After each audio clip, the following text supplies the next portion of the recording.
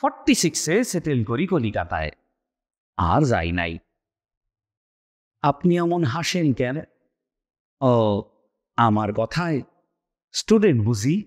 প্রতি বছর 21শে ফেব্রুয়ারি এই আন্তর্জাতিক মাতৃভাষা দিবসেরই আমরা বাঙালিরা বাংলা ভাষার ভবিষ্যৎ নিয়ে বেজায় চিন্তিত হয়ে পড়ি। আমাদের অভিযোগটা থাকে মূলত হিন্দি এবং ইংরেজির দিকে।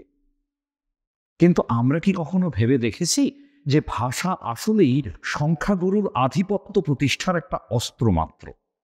যেমন আমরা বাঙালিরা বাংলারই আরেক দল বাসিন্দা সাঁওতালদের সঙ্গে করেছি, কিংবা ধরুন পূর্ববঙ্গের বিভিন্ন বাংলার উপভাষাগুলো, নোয়াখালীর ভাষা, চট্টগ্রামের ভাষা, বরিশালের ভাষা, আমরা কি সেই ভাষাগুলোকেও আমরা এই মান্য চলিতে কথা বলা বাঙালিরা যথাযথ মর্যাদা দিয়েছি? পূর্ববঙ্গের বিভিন্ন ভাষাকে তো আমরা এক কথায় বাঙাল ভাষা বলে দেগে দিই, এবং কারোর মুখে সেই ভাষা শুনলে কিঞ্চিত হাসিও। আসুন আজকে বাংলা ভাষার অন্যতর রূপ নিয়ে একটা কবিতা শোনা যাক।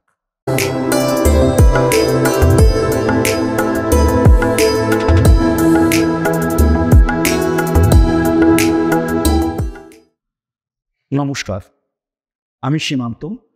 মুক্তধারা আবৃত্তির পাঠশালায় আরও একবার আপনাদের স্বাগত জানাই। আজ যে কবিতাটা আমরা শুনব সেটি কবি পিনাকি ঠাকুরের লেখা। কবিতাটির নাম রাতের ট্রেনে। ছোট কবিতা, সংলাপধর্মী। দূরপাল্লার রাতের ট্রেনে এক ভদ্রলোক তার সহযাত্রীদের সঙ্গে গল্প করছেন। এই ভদ্রলোক পূর্ববঙ্গের বাসিন্দা ছিলেন। তিনি পূর্ববঙ্গের একটি বিশেষ উপভাষায় কথা বলেন, আর তার সহযাত্রীরা সকলেই এপার বাংলার মানুষ। ফলে তাদের উচ্চারণে মান্য কলকাতাইয়া চলিতের টান। এই দুটো ভাষার পার্থক্যকে আমাদের ঠিকঠাকভাবে জিভে বসাতে হবে আবৃত্তি করবার সময়। অর্থাৎ এই যে বিশেষ উপভাষাটিতে ভদ্রলোক কথা বলেন, এটি কিন্তু আমাদের একটু রপ্ত করতে হবে, অন্তত এই কবিতার জন্য যতটা প্রয়োজন ততটা। শুরু করছি কবিতা রাতের ট্রেনে। কবি পিনাকি ঠাকুর। নাম শুনছেন গোয়ালন্দ? স্টিমার ঘাটে ভাতের হোটেল। ইস রে, সে কি ইলশা মাছের স্বাদ! কি ভাই, শুনছেন নাম? হ্যাঁ হ্যাঁ হ্যাঁ হ্যাঁ হ্যাঁ হ্যাঁ।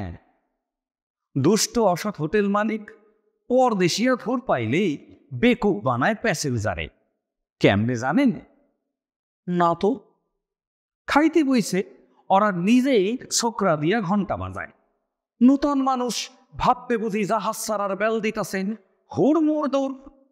বয়রা তখন পাতের থিকা আমাখা ভাত, মাছের টুকরা তুইলা রাখে। আবার যখন এ মা, ছি ছি, সব হোটেলে নষ্টাবি নাই, একটা দুইটা। আচ্ছা ধরেন নারায়ণ সাহার ডিলুক্স হোটেল, খাউন্টি ফ্রেশ, সব ব্যবহার। 46-এ সেটেল করি কলিকাতায়, আর যাই নাই। আপনি এমন হাসেন কেন? ও, আমার কথায় স্টুডেন্ট বুঝি? সবাই নীরব। ভিটার মায়া, পদ্মা মেঘনা, ছোকরা বয়সী, সার্ফি সবই। এই ডায়ালেক্ট জিলার স্মৃতি, মায়ের হাসি, প্রিয়ার সোমা। এলুম খেলুম বাংলা যদি, আমার ভাষাও বঙ্গভাষা। নমস্কার।